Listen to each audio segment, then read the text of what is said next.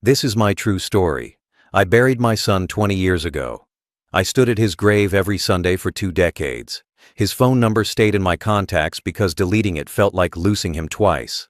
Last month, my phone rang at 2:47 a.m. His name lit up the screen. I answered.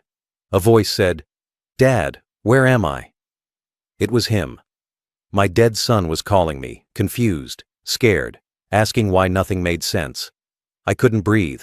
I couldn't speak. Before I tell you what happened next, tell me where you're watching from and subscribe so this story reaches everyone. 20 years ago, I buried my son beneath an oak tree at Riverside Cemetery. His name was carved into gray stone. Michael James Porter. Born April 12, 1986. Died November 3, 2005. 19 years old. The funeral lasted 40 minutes. There were maybe 30 people there. His mother stood beside me but wouldn't look at the casket. She stared at the ground the entire time. Her sister had to hold her up. My son's friends came, young kids with red eyes who didn't know what to say. They shuffled their feet. They mumbled condolences. Within a year, most of them stopped calling. Within 2 years, none of them mentioned his name. That's how death works. People move on. They have to. But I couldn't. The accident happened on a Friday night. He was driving home from work. A truck ran a red light and hit him on the driver's side. The impact killed him instantly. That's what the police told me. No suffering, no pain, just gone. I got the call at 11:43 p.m. I remember the exact time because I was watching the news and I looked at the clock when the phone rang. An officer said there had been an accident. He said I needed to come to County General Hospital immediately. I knew. Parents always know. I drove there going 90 miles per hour. I didn't care if I crashed. When I arrived, they took me to a private room. That's when I knew for certain. They only use private rooms for bad news. They let me see him. His face was untouched. He looked asleep. Peaceful. I touched his hand, and it was still warm. I kept thinking he would wake up. I stood there for 2 hours waiting for his chest to move. It never did. His mother arrived and screamed. She screamed so loud security came. She collapsed. They had to sedate her. She couldn't go to the identification. She couldn't sign papers. I did everything alone. I picked the coffin. I chose the plot. I wrote the obituary. I selected the flowers. I did it all in a fog, moving through motions I didn't understand. The funeral was worse than the hospital. At the hospital, I could pretend. I could imagine mistakes. But at the funeral, they lowered him into the ground. I heard the machinery. I heard the coffin settle into the earth. People threw flowers onto the lid. His mother threw a letter she had written. I threw nothing. I just watched. After everyone left, I stayed. The workers filled the grave, shovel by shovel. I watched every minute. I needed to see it finished. I needed to know he was really down there. When they packed the last of the dirt, I finally walked away. For 20 years, I visited every Sunday. Rain, snow, heat, didn't matter. I brought flowers. I talked to him. I told him about my week. I told him things I couldn't tell anyone else. His mother stopped coming after the first year. She said it hurt too much. She said she needed to move forward. We divorced 3 years after he died. Grief killed our marriage. She remarried. She had another child. She built a new life. I couldn't. I kept his room exactly the way he left it. His clothes still hung in the closet. His books sat on the shelf. His phone number stayed in my contacts. I paid the bill every month even though the phone had been disconnected. $30 a month to keep his number alive in my phone. People said I needed therapy. People said I needed to let go. I didn't care what people said. I learned to live around the emptiness. You don't get over losing a child. You just learn to walk carefully around the hole they leave behind. You learn to function. You go to work. You pay bills. You pretend you're fine. But you're never fine. Every birthday that passes without them is torture. Every Christmas, every milestone they'll never reach. I watched his friends graduate college, get married, have children. My son stayed 19 forever, frozen in time. A boy who never got to become a man. I accepted it. I had no choice. Dead is final. Until last month, when his number lit up my phone at 2:47 in the morning. Last month, on September 14th, my phone rang at 2:47 a.m. I was asleep. The sound jolted me awake. I grabbed the phone off my nightstand and looked at the screen. The name said Michael, my son's name. His contact photo stared back at me. A picture from his 18th birthday, smiling, alive. I sat frozen in bed holding the phone, my heart hammered in my chest. The room felt cold. My hand started shaking so badly I almost dropped it. This couldn't be real. The number had been disconnected for 19 years. I kept it in my contacts, but it didn't work. I had tried calling it hundreds of times over the years. It always went to a recorded message saying the number was no longer in service. But now it was calling me. The phone kept ringing. 4 rings, 5 rings. I couldn't move. My thumb hovered over the answer button, but I couldn't press it. What if it was a mistake? What if it was some sick prank? What if I answered and heard nothing? On the 6th ring, something inside me broke. I pressed the button. I lifted the phone to my ear. For 3 seconds I heard nothing, just silence. Dead air. Then I heard breathing. Slow breathing. In and out. Steady. Human. Someone was there. My throat closed up.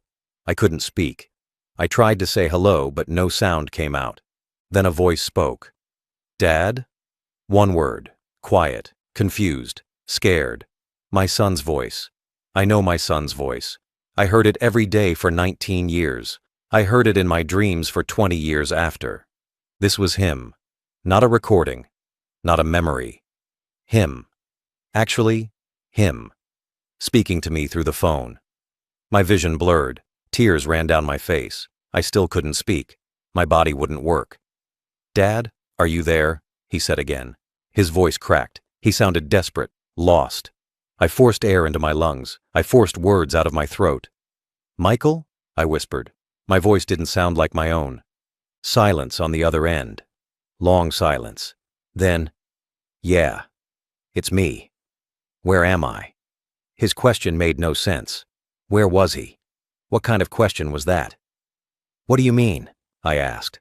My voice was shaking. Where are you calling from? More silence. I heard him breathing faster now, panicked breathing. I don't know, he said. I don't know where I am. Nothing makes sense. Dad, something's wrong. Everything feels wrong. I stood up from my bed. I turned on the light. I needed to think clearly, but my brain wasn't working. My son was dead. I buried him. I watched them put him in the ground. This couldn't be happening. Michael, what's going on? I asked. Where have you been? I didn't know what else to say. What do you ask someone who's been dead for 20 years? He made a sound like a sob. I don't know, he said. I remember the accident. I remember the truck hitting me. I remember dying. I felt it, Dad. I died. But then I woke up and everything was different. I look different. I feel different. I'm in some place I don't recognize and people walk right past me like I'm not even here. I've been trying to figure out what happened, but nothing makes sense. I found a phone. Your number was the only one I remembered. My legs gave out. I sat down hard on the edge of my bed. My son remembered dying. He knew he died, but he was talking to me. How was he talking to me? Are you hurt? I asked. Stupid question. He's dead, but he's calling me. Nothing made sense. No, he said. I'm not hurt, but I'm scared. I don't understand what's happening.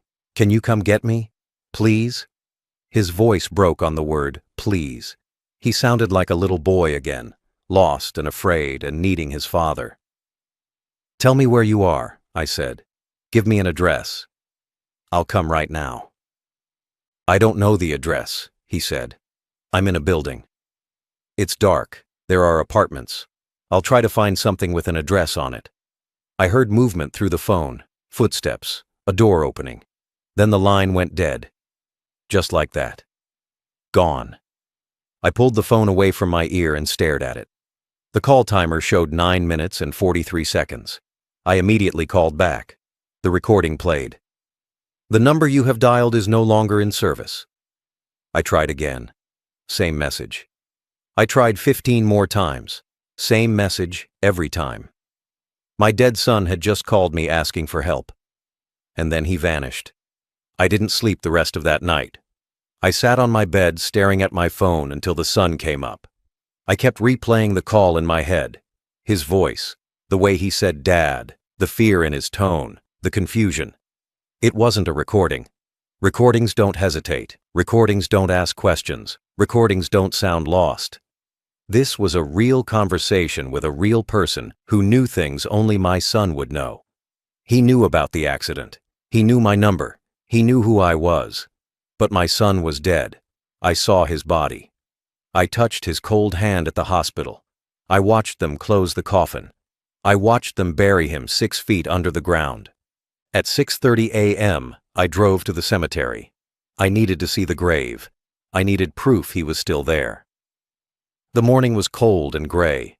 Fog hung low over the headstones. I parked and walked to the oak tree. His grave looked exactly the same as it always did. Gray stone. Fresh flowers from my visit 3 days earlier. The ground was solid and undisturbed. No one had dug him up. No one had touched the earth. I knelt down and put my hand on the grass. It was cold and wet with dew. "Michael," I whispered. "Are you down there?" Stupid question. Of course he was down there. I buried him myself. But then who called me? I stayed at the grave for an hour. I didn't pray. I'm not religious. I just sat there trying to make sense of what happened. Maybe I dreamed it. Maybe grief had finally broken my mind after 20 years. Maybe I was going crazy. But when I checked my phone, the call was there in my history. Michael's name. 2:47 a.m. 9 minutes and 43 seconds. Not a dream. Not a hallucination. Real. I took a screenshot of the call log. I needed evidence. I needed proof that I wasn't losing my mind. Then I drove home and waited. I didn't know what else to do. 3 days passed.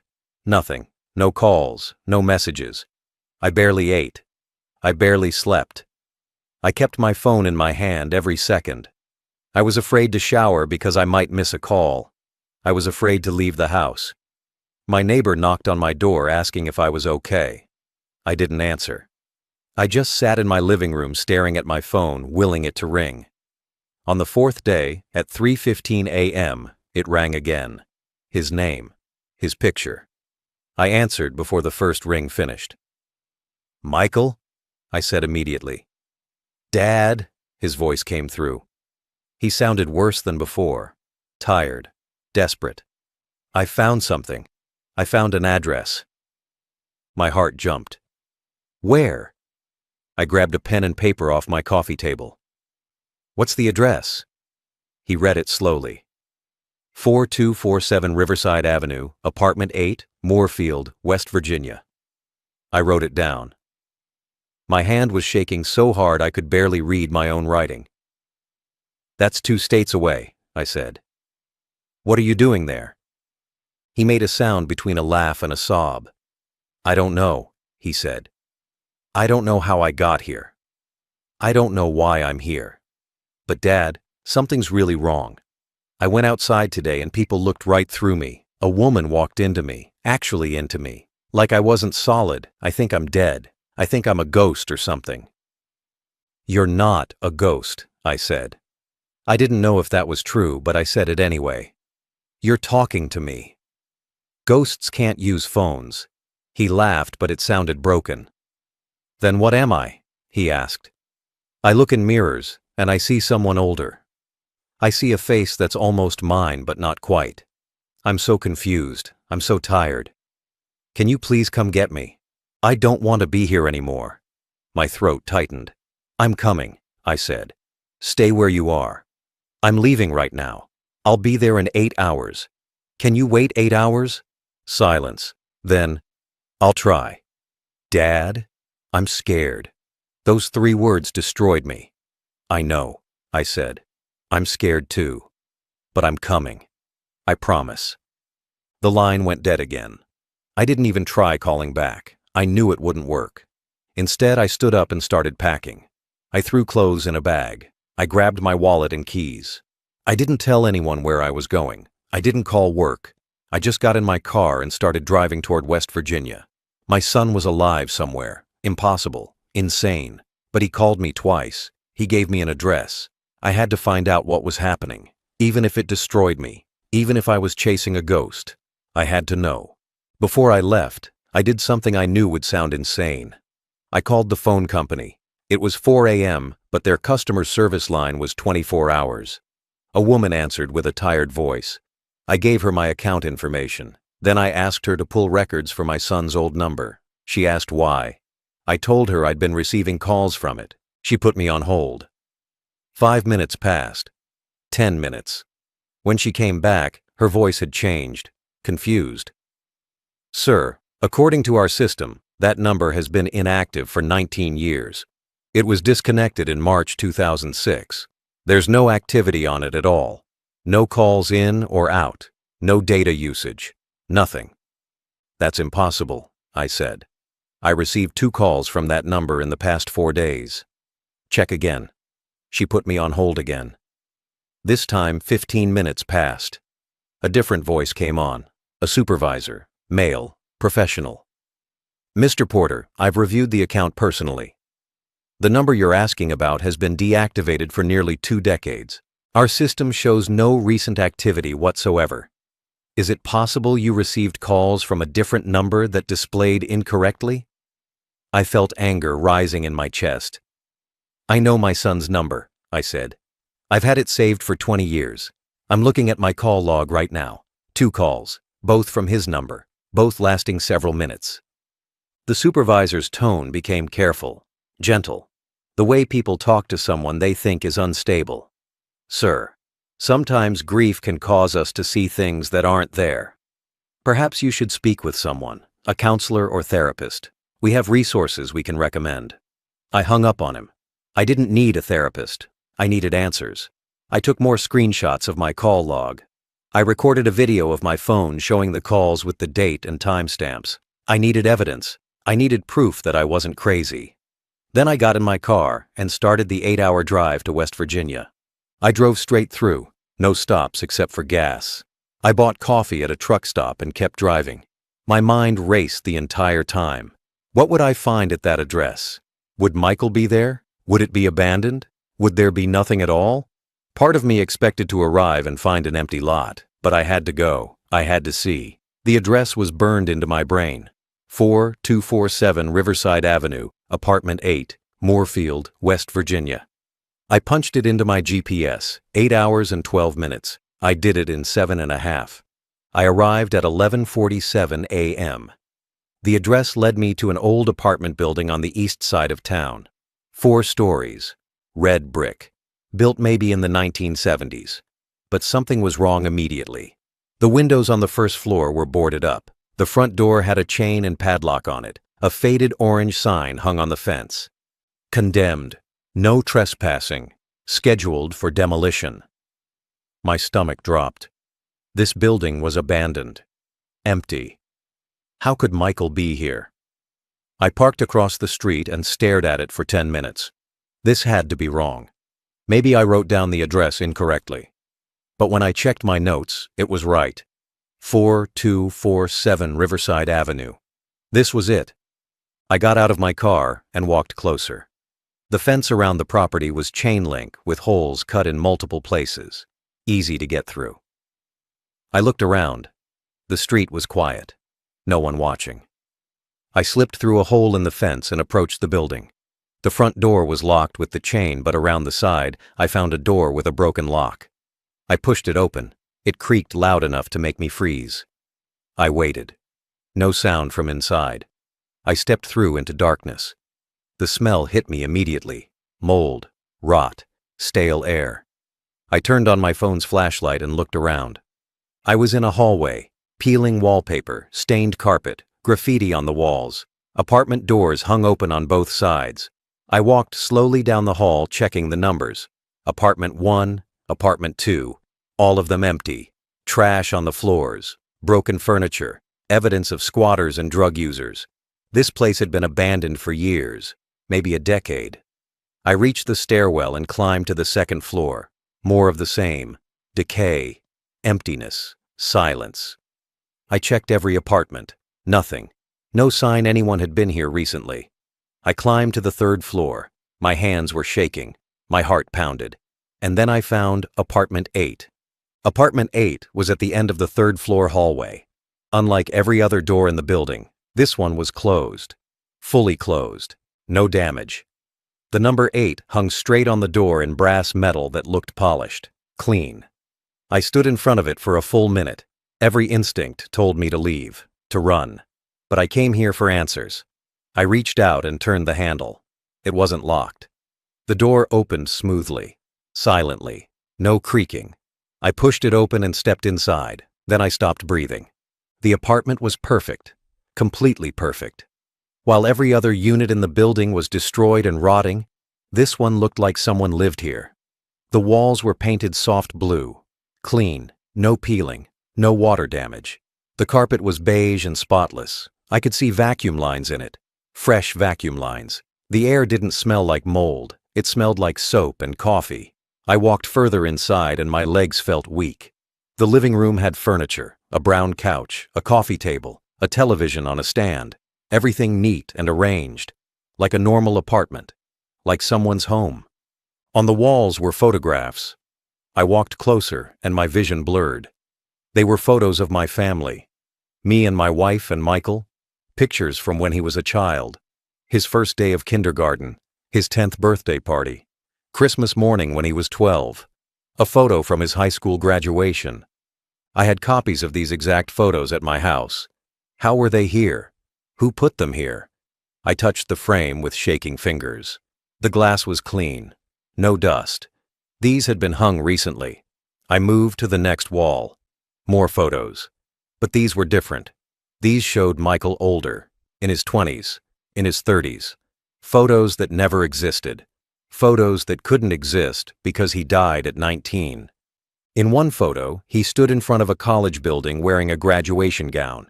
In another, he sat at a restaurant with friends I didn't recognize.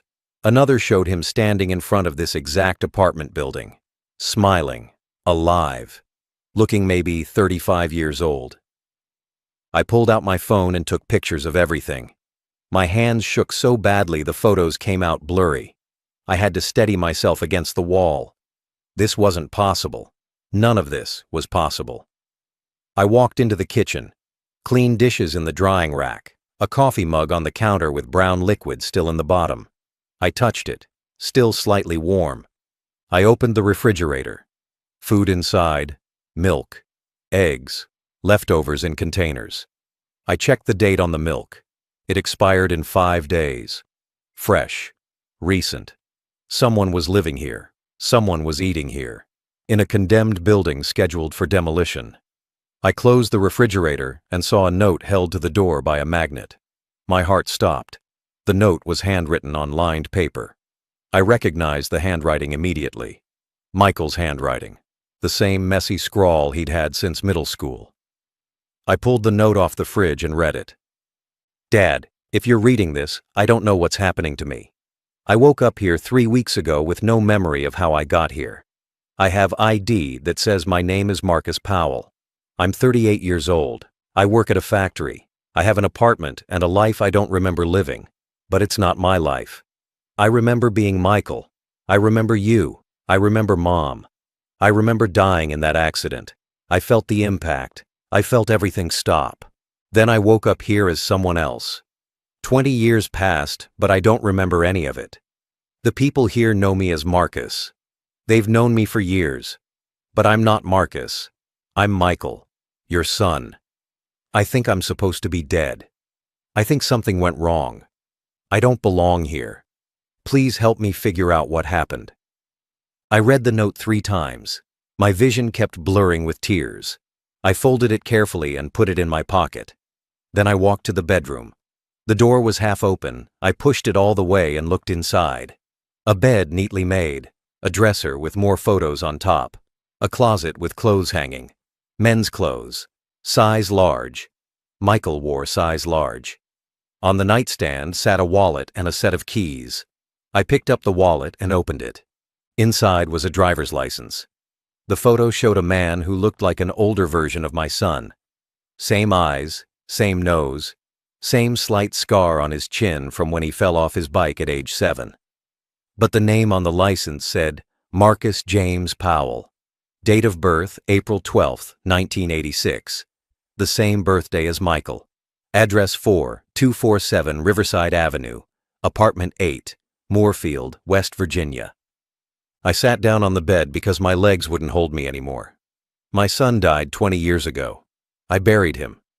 But according to this license, he'd been living here under a different name, living a life he didn't remember. How was that possible? I pulled out my phone to call the police. Then I stopped. What would I tell them?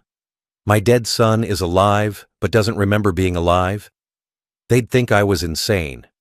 I put the phone away. I needed more answers first. I needed to understand what happened before I involved anyone else.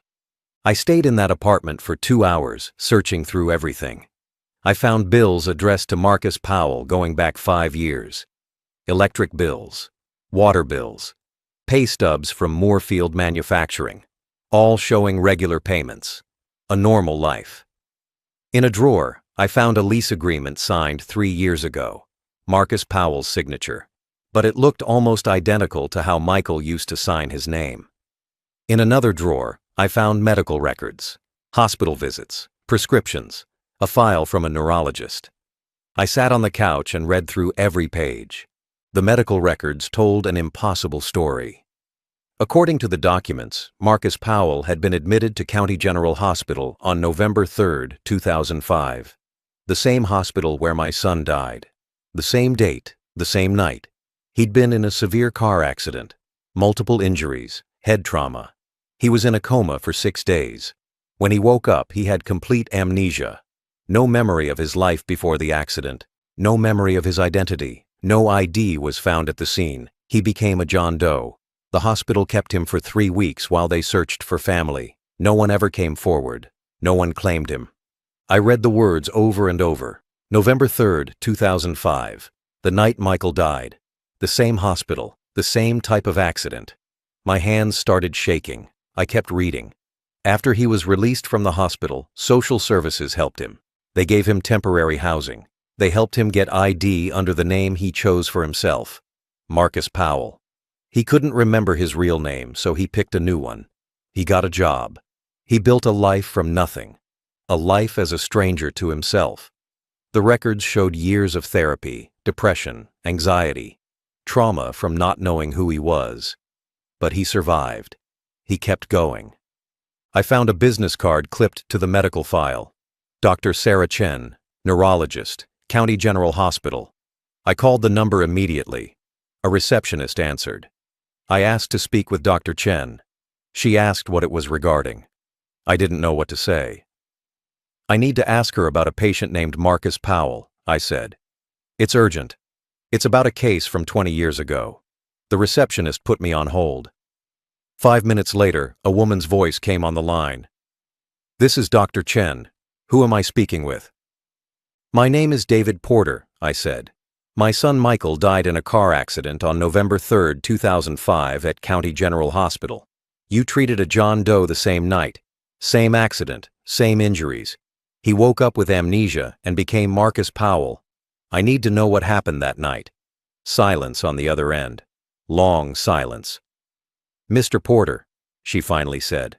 Her voice was careful, uncertain. I remember that case. It was unusual.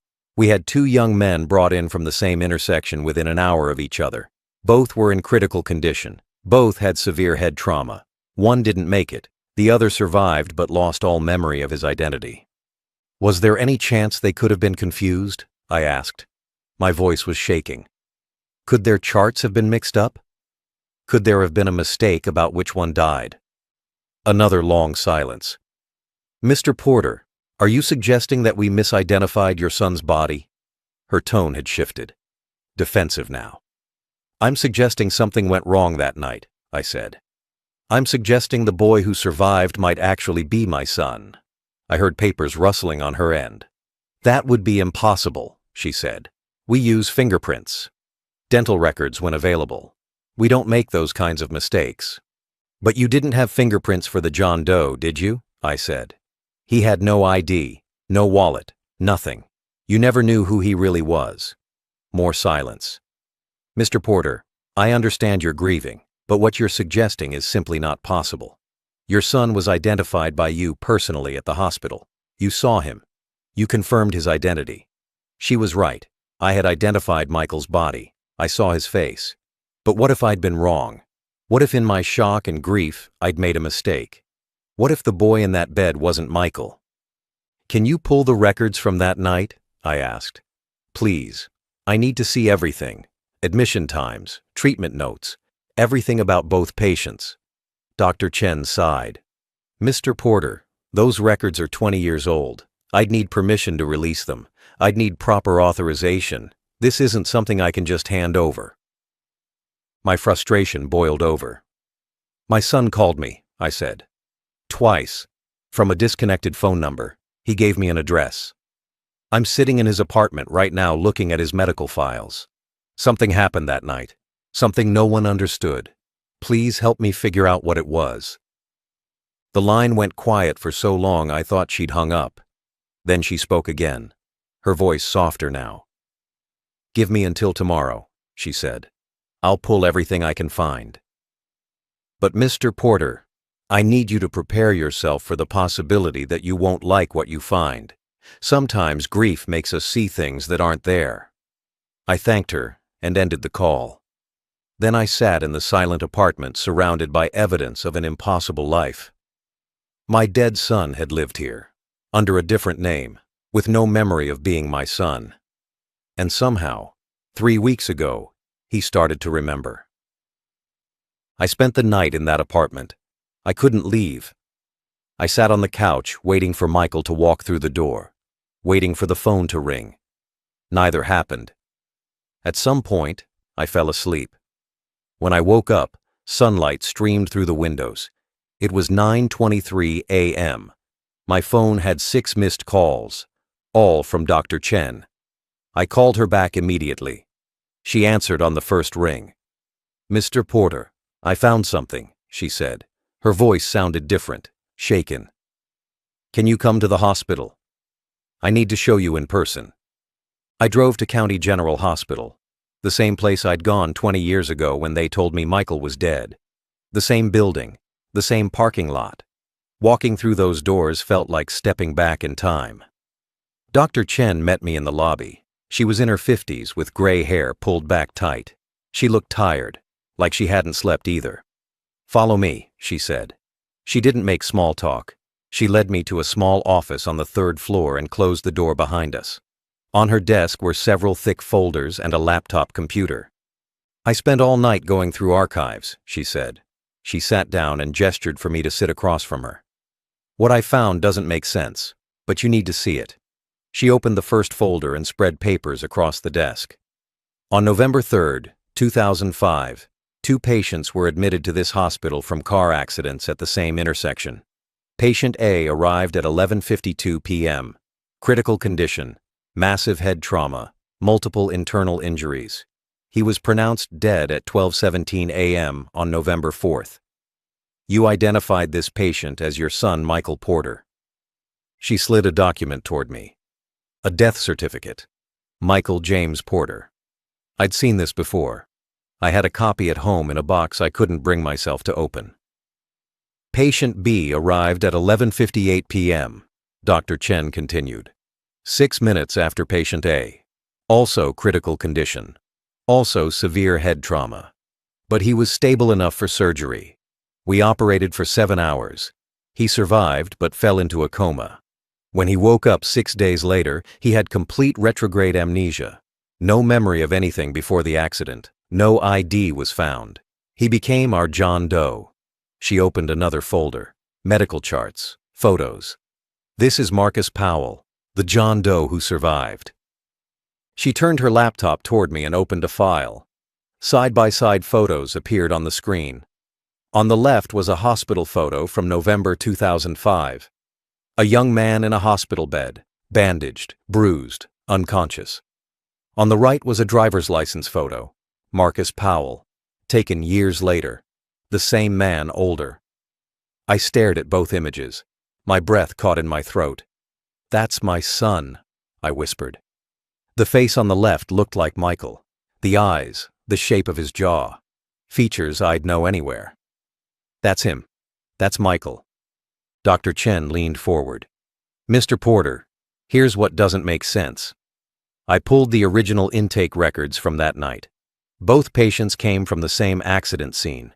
Both were driving vehicles involved in the same collision. But according to the police report, there was only one car accident that night at that intersection. A truck ran a red light and hit a sedan. One driver in the sedan.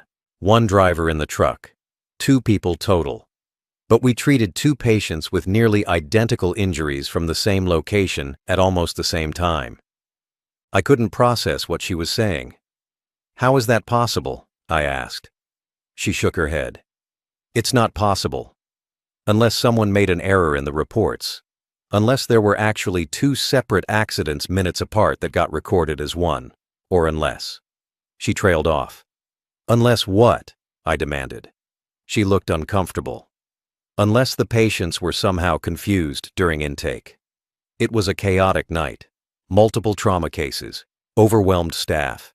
If 2 young men with similar injuries arrived minutes apart, if their charts weren't properly labeled immediately, if someone made assumptions about which patient was which. You're saying you might have declared the wrong person dead, I said flatly. The words felt like knives coming out of my mouth. Dr. Chen's face went pale. I'm saying there may have been confusion about patient identification during a critical moment. I'm saying mistakes, while rare, can happen. I'm saying the man who survived as John Doe has the same blood type as your son. The same approximate age, similar physical characteristics. And according to intake photos, similar facial features despite the trauma. She pulled out another document. This is the original police report from that night. It lists only one victim in the sedan, Michael James Porter, age 19, but it also notes that identification was found at the scene in the vehicle. I identified his body, I said. My voice sounded hollow. I saw him. I touched his hand. Dr. Chen nodded slowly. You identified a body that had severe facial trauma, in a moment of extreme emotional distress, in the middle of the night, after being told your son was dead. Mr. Porter, the human brain under that kind of stress doesn't always see clearly, and we don't always question what we're told when it confirms our worst fears. I stood up. The room felt too small, too hot. So you're telling me I buried the wrong person? That I've been visiting the wrong grave for 20 years? That my son has been alive this entire time and I didn't know? Dr. Chen stood too. I'm telling you there are irregularities in the records that warrant investigation. I'm telling you that Marcus Powell may need to be DNA tested. I'm telling you that what happened that night may not be as clear as everyone thought. She handed me a piece of paper with an address written on it. This is where Marcus Powell works. Moorfield Manufacturing, 3rd shift. He should be there tonight starting at 11 p.m. But Mr. Porter, you need to be prepared. If this man is your son, he doesn't remember being your son. He's lived an entire adult life as someone else. Approaching him could be traumatic for both of you. I took the paper. My hands were numb. If there's even a chance he's Michael, I have to see him, I said. I have to know. Dr. Chen nodded. I understand. I've arranged for a DNA test kit. If you can get a sample, a cheek swab, or even a hair with the root attached, we can run it against your DNA. We'll know for certain within 48 hours. She handed me a small plastic bag with a sterile swab inside. I put it in my pocket. One more thing, she said as I turned to leave. If this is your son, if Marcus Powell is actually Michael Porter, you need to understand that he's not the same person you lost. 20 years of living as someone else changes a person. Even if the DNA matches, the boy you knew is gone. I went to Moorfield Manufacturing that night at 10:45 p.m. The factory sat on the edge of town surrounded by empty fields. A large metal building with trucks parked outside. Bright lights illuminated the parking lot. I sat in my car watching workers arrive for the night shift. Men in jeans and work boots carrying lunchboxes. I didn't know what Marcus Powell looked like now. I only had the driver's license photo and the pictures from the apartment. Would I recognize him? Would I see my son in a stranger's face? At 10:52 p.m., a silver Honda pulled into the lot and parked 3 spaces from me. A man got out. Tall, maybe 6'1", wearing jeans and a brown jacket. He grabbed a backpack from the passenger seat and started walking toward the factory entrance. I couldn't see his face clearly in the dark, but something about the way he moved made my chest tighten. The walk, the slight slouch in his shoulders. Michael used to walk exactly like that. I got out of my car and followed him at a distance. He reached the entrance and stepped under the bright lights above the door. I stopped walking. My legs wouldn't move. I could see him clearly now. His face. It was older. Lines around the eyes. Heavier jaw. But it was Michael's face. 20 years older. Exactly how he would look if he'd lived. The same nose. The same shape of his mouth. Even the way he ran his hand through his hair before opening the door. Michael did that exact gesture 1,000 times. I watched him disappear inside the building. Then I stood in the parking lot crying. Not quiet tears. Loud sobbing that I couldn't control. My son was alive. He was 38 years old and alive and working the night shift at a factory. I waited in my car for 3 hours trying to decide what to do. I couldn't just walk up to him. What would I say? Hi, I'm your father. You died 20 years ago, but you're actually alive. You just don't remember. He'd think I was insane. He'd call security. I needed proof first. I needed the DNA test. At 2:15 a.m., workers started coming out for their break. Groups of men smoking cigarettes and drinking coffee from thermoses. Then I saw him. Marcus. Michael. He came out alone and walked to the far edge of the parking lot away from the others. He leaned against the fence and stared up at the sky. I got out of my car and walked toward him. My heart hammered so hard I thought I might pass out. Each step felt impossible. When I was 20 feet away, he noticed me. He turned and looked at me directly. Our eyes met. For 3 seconds, we just stared at each other.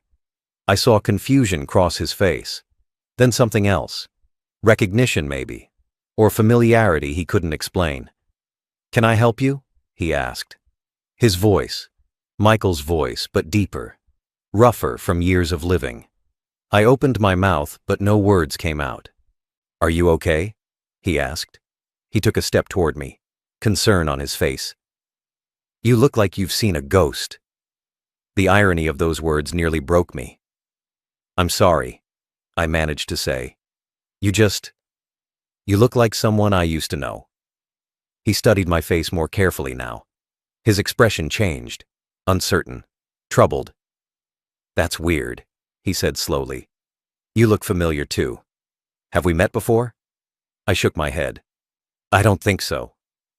I'm not from around here." But I moved closer. Close enough to see the scar on his chin. The small scar from the bike accident when he was 7. It was there, faded but visible. "What's your name?" I asked. "Marcus," he said. Then he hesitated. "Marcus Powell. You?" I almost said David. Almost told him the truth. But I stopped myself. "John," I lied. "John Williams." He nodded but kept staring at me, like he was trying to solve a puzzle. "This is going to sound crazy," he said. "But I feel like I know you. Like I've seen you before. Maybe in a dream or something." My throat closed up. "Maybe," I whispered. He laughed nervously. "Sorry. I know that sounds insane. I've had weird dreams lately. Really vivid ones. About a life I don't remember living." "What kind of dreams?" I asked. He looked uncomfortable. "It's stupid. Just stress, probably. My therapist says it's my brain trying to fill in the gaps from my amnesia. I was in an accident a long time ago. Lost all my memories from before. Sometimes my mind makes up stories to explain the missing pieces." He rubbed his face tiredly. "Lately, the dreams have been intense. I see people I don't recognize but feel like family. I see places I've never been but feel like home. And there's this one man who keeps appearing. Older guy. Always sad. Always watching me. I think it's supposed to be my father, but I don't remember having a father." I couldn't breathe. He was dreaming about me. "What does he look like?" I asked. In the dreams. The father. Marcus looked at me for a long moment. His eyes narrowed slightly. Like you, he said quietly. He looks exactly like you. The air between us felt electric, heavy. He took another step closer. Who are you really? He asked. Why do I feel like I know you? I wanted to tell him everything. I wanted to grab him and never let go. But I forced myself to stay calm. I lost someone a long time ago, I said. Someone who looked like you.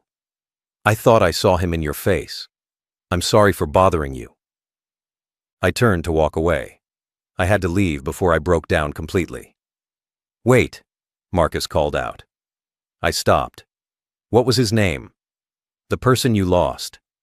I looked back at him, at his face, my son's face. Michael, I said. His name was Michael.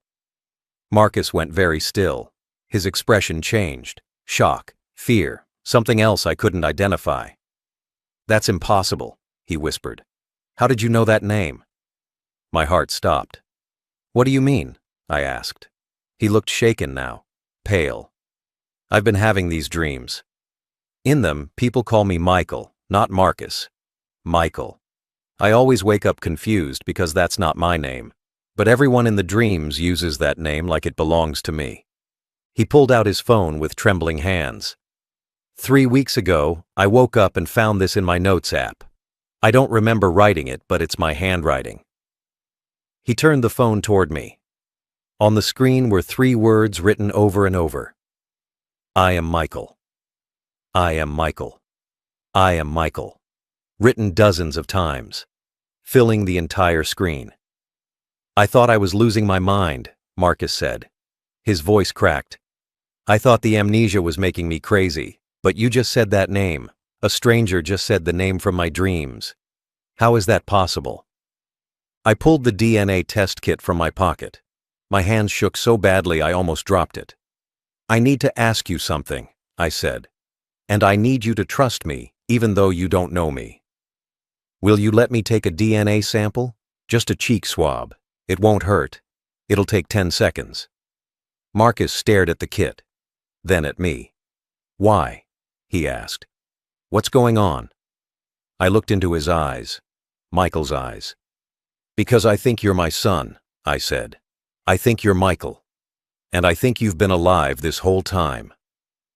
Marcus didn't move for a long time. He just stared at me with an expression I couldn't read. Fear, confusion, something that looked almost like hope. Your son is dead, he finally said. His voice was flat, careful. You said you lost him.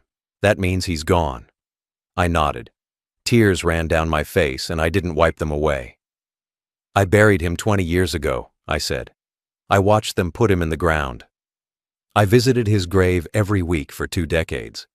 But 3 weeks ago, he called me. Twice. From a phone number that's been disconnected for 19 years. He told me he didn't understand what was happening. He gave me an address. Your address. And when I got there, I found an apartment full of photos of my family, photos of you, and a note in my son's handwriting saying he didn't know who he was anymore. Marcus took a step backward. His face had gone white. That's not possible, he said, but his voice shook. That's insane. I held up the DNA kit. Then prove me wrong, I said. Take the test. If I'm crazy, it'll come back negative and you'll never see me again. But if I'm right, if you're Michael, don't you want to know? Don't you want to finally understand who you are? His hand went to his mouth. He pressed his knuckles against his lips like he was trying to hold back words. Or screams. I died, he whispered. In my dreams, I remember dying. I remember the accident, the impact, everything going dark. I remember feeling my life end. So do I said. I remember getting the call that you were dead. I remember identifying your body at the hospital. I remember every second of your funeral. But what if we were both wrong? What if something happened that night that no one understood? Marcus closed his eyes. When he opened them, they were wet. If you're telling the truth, he said slowly. If I'm really your son, that means I lost 20 years. 20 years of life I should have had with you, with my real family. 20 years living as the wrong person. His voice broke. How do I come back from that? We figure it out together, I said. I stepped closer and held out the kit again. Please, let me take the sample. Let's find out the truth. He looked at the kit for a long moment. Then he nodded. Okay, he whispered. I opened the package with shaking hands. I pulled out the sterile swab. Open your mouth, I said. He did. I gently swabbed the inside of his cheek for 10 seconds like the instructions said. Then I sealed it in the plastic tube and put it in my pocket. How long until we know? He asked. 48 hours, I said. A doctor at County General Hospital is running the test. She'll compare your DNA to mine. Marcus wrapped his arms around himself. What do I do until then? He asked. How do I go to work and act normal when my entire reality might be a lie? I didn't have an answer. Can I call you? I asked. Can I give you my number so we can talk? He nodded and pulled out his phone. I gave him my number and he saved it. What do I call you? He asked. The question destroyed me. Whatever feels right, I said. John, or David, or nothing at all until we know for sure. He saved the contact as John. Then he looked at me with an expression of pure pain. I need to tell you something, he said. And I need you to understand I'm not saying it to hurt you. What is it? I asked. He took a shaky breath. If the test comes back positive, if I really am your son, I don't remember being him. I don't remember you. I've lived as Marcus Powell for 20 years. That's the only life I know. Even if the DNA says I'm Michael Porter, I don't know if I can become him again. I don't know if that person even exists anymore. The words felt like a punch to the chest. But he was right. Even if he was Michael, he wasn't the Michael I lost. That 19-year-old boy was gone forever. I understand, I said. My voice barely worked. I just need to know the truth. Whatever happens after, we'll deal with it. He nodded. Then he did something I didn't expect. He reached out and touched my shoulder. Just for a second. I'm sorry, he said. For what you've been through. For what you lost. Whether I'm him or not, I'm sorry. Then he turned and walked back toward the factory. I watched him go. I stood in that parking lot until the sun came up. 2 days later, Dr. Chen called me. I was back in that apartment. I'd been staying there waiting for the results. When my phone rang, I couldn't answer it for 3 rings. I was too terrified of what she might say. Mr. Porter, Dr. Chen said when I finally answered. Her voice was strange, tight. The results came back. I need you to sit down. I sat on the couch, the same couch where I'd found the note. Tell me, I said. She was quiet for a moment. It's a match, she said. Marcus Powell is your biological son. Michael is alive. I don't remember what I said to Dr. Chen after that. I think I thanked her. I think I asked her to send me the official results. Then I ended the call and sat in silence for an hour. My son was alive. The test proved it. Michael James Porter did not die on November 3, 2005. Someone else did. A stranger was buried in his grave. My son had been living 2 states away under a different name for 20 years. And I had missed everything. His 20s, his 30s, 2 decades of his life gone. I would never get them back. He would never get them back. I called Marcus. He answered on the first ring. It's positive, I said. My voice was hollow, empty. The DNA test. You're Michael. You're my son. Silence on the other end. Long, terrible silence. Then I heard him crying. Not quiet tears, deep broken sobs. I don't know what to do, he said between breaths. I don't know how to be him. I don't remember him. I cried too. We stayed on the phone crying together for 10 minutes, neither of us speaking, just breathing and crying and trying to process something that couldn't be processed. Can I see you? I finally asked. Can we meet somewhere and talk? He was quiet for a moment. Yeah, he said. Yeah. I need to see you. I need to try to understand this. We met at a diner 2 hours later. I got there first and sat in a booth by the window. When he walked in, I stood up without thinking. He saw me and stopped. We stared at each other across the restaurant. Then he walked over slowly and sat down across from me. Up close in the daylight, I could see Michael so clearly in his face. But I could also see the stranger he'd become, the lines, the weathering, the life lived without me. I don't know where to start, he said. His voice was raw from crying. I've spent my entire adult life not knowing who I was. And now I know. But it doesn't feel real. It feels like something that happened to someone else. I nodded. I buried you, I said. I mourned you. I visited your grave every week. I kept your room exactly how you left it, and you were alive the whole time. He put his face in his hands. I'm so sorry, he said. I know that doesn't mean anything. I know sorry doesn't fix 20 years. But I'm sorry you had to go through that. It's not your fault, I said. None of this is your fault. Something went wrong that night. The hospital mixed things up. You woke up not knowing who you were and they never figured it out. No one is to blame. But even as I said it, I felt anger. At the hospital, at the police, at whoever made the mistake that stole 20 years from both of us. What do we do now? Marcus asked. How do we move forward from this? I didn't have an answer. I don't know, I said honestly. You're my son. The DNA proves it, but you're also Marcus Powell. You have a life, a job, an identity. I can't ask you to give that up and become someone you don't remember being. He looked at me with wet eyes. But I want to try, he said. I want to know who I was. I want to know you. I want to understand the life I lost.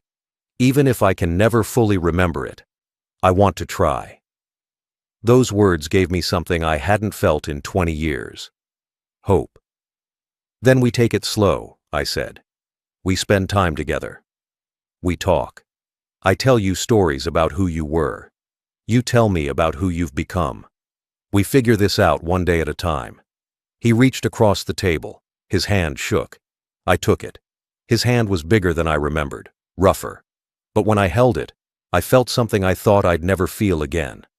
My son's hand in mine. We sat in that diner for 4 hours. I told him about his childhood, his first words, his favorite toys, the time he broke his arm falling out of a tree, his graduation, his dreams of going to college. He listened to every word like he was hearing a story about a stranger. Maybe he was. But sometimes recognition flickered in his eyes. Small moments where something I said touched a memory buried deep. We exchanged phone numbers properly this time, not as John Williams and Marcus Powell, as David Porter and Michael Porter, father and son.